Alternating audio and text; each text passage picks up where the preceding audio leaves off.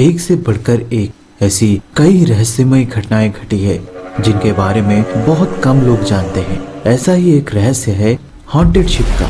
ये वो शिप थी जो 1947 में ही अपने सफर के दौरान समंदर में डूब गई थी और उस हादसे में तकरीबन उसमें मौजूद 600 लोगों की मौत पानी में डूबने से हो गई थी। लेकिन काफी सालों बाद एक दिन अचानक वो शिप मुंबई के एक बीच पर दिखाई दी। ताज्जुब की बात ये थी कि वो शिप वहाँ कब और कैसे आई, ये वहाँ के कोस्ट गार्ड को भी पता नहीं चला। इस घटना ने हर किसी को चौंका दिया था क्योंकि सबको पता था कि उस हादसे में उस शिप का पूरा क्रू भी मारा गया था। तो सोचने वाली बात ये थी कि वो शिप वहां पहुंची कैसे और उसे चला कौन रहा था। इसकी जांच के लिए कुछ मरीन अधिकारियों को उस शिप में भेजा गया, पर जांच के दौरान उन लोगों ने बताया कि उस दौरान उन्हें कुछ अजीब सा महसूस हुआ। लेकिन ढूंढने पर वो जहाज पूरी तरह से खाली मिली। उस वक्त इस बात पर ज्यादा गौर नहीं किया गया और कुछ दिनों बाद इस जहाज को स्क्रैप यार्ड में भेज दिया गया। वहां जब इस जहाज में से स्क्रैप निकालने के लिए कुछ मजदूरों को काम पर लगाया गया, तभी उन लोगों के साथ एक खौफनाक हादसा हुआ जिसमें 4 मजदूरों की मौके पर ही मौत हो गई। उन चारों की मौत दम घुटने की वजह से हुई थी, पर उनमें से एक का गर्दन टूट गया था, जिस वजह से कुछ दिन बाद उसकी भी मौत हो गई। इस हादसे की तहकीकात के लिए मरीन ऑफिसर विक्रम उस शिप में गए। अंदर जाने के कुछ घंटों बाद जब विक्रम से कोई संपर्क नहीं हो पाया तो कुछ लोग उन्हें ढूंढने उस जहाज में गए तो उन्हें विक्रम उसी जहाज के लोअर डेक पर पड़े मिले।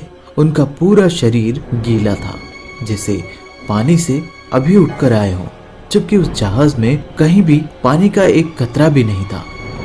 होश आने पर विक्रम ने बताया जब वो शिप में दाखिल हुए तो उन्हें अजीब तरह की आवाजें सुनाई दी। वो आवाजें ऐसी थी कि मानो जैसे पानी में डूब रहे कई लोग मदद के लिए उन्हें पुकार रहे हो। वो आवाज आखिर आ कहां से रही थी, ये देखने के लिए विक्रम जब यहाँ वहाँ ढूंढ रहे थे तब उन्हें उस जहाज के लोअर डेक पर एक हैरान करने वाली चीज दिखी। वहाँ लगे एक बड़े से शीशे के उस पार पानी में कुछ लोग डूबते नजर आ रहे थे।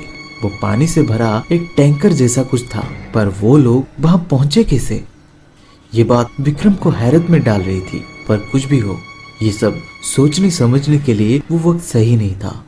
कैसे भी करके उन लोगों को बस वहाँ से निकालना था विक्रम को। इसलिए विक्रम अपने आसपास ढूंढने लगे कि कहीं कोई भारी चीज मिल जाए उस शीशे को तोड़ने के लिए। और ऐन वक्त पर उन्हें एक कुल्हाड़ी मिली जिसकी मदद से वो शीशे को तोड़ सकते थे।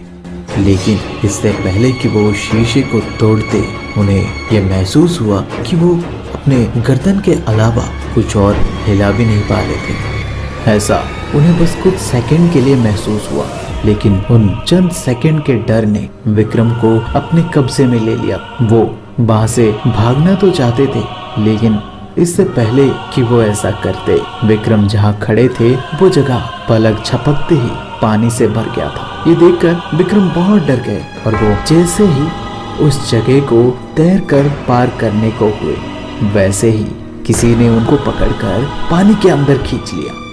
वो बाहर आने के लिए हाथ पैर मारने लगे, पर वो ज्यादा देर तक अपनी सांसें रोक कर नहीं रख पाए, जिससे वो बेहोश हो गए। लेकिन इससे पहले कि विक्रम के साथ कुछ बुरा हो, उनके साथी वहां पहुंच गए और जब वो लोग वहां पहुंचे तब उन्होंने विक्रम को बेहोश पाया। लेकिन वहां उन लोगों को पानी का एक बूंद भी कहीं नहीं मिला, क्योंकि वो वैसे ही गायब हो गई जैसे वो अचानक से दिखी थी।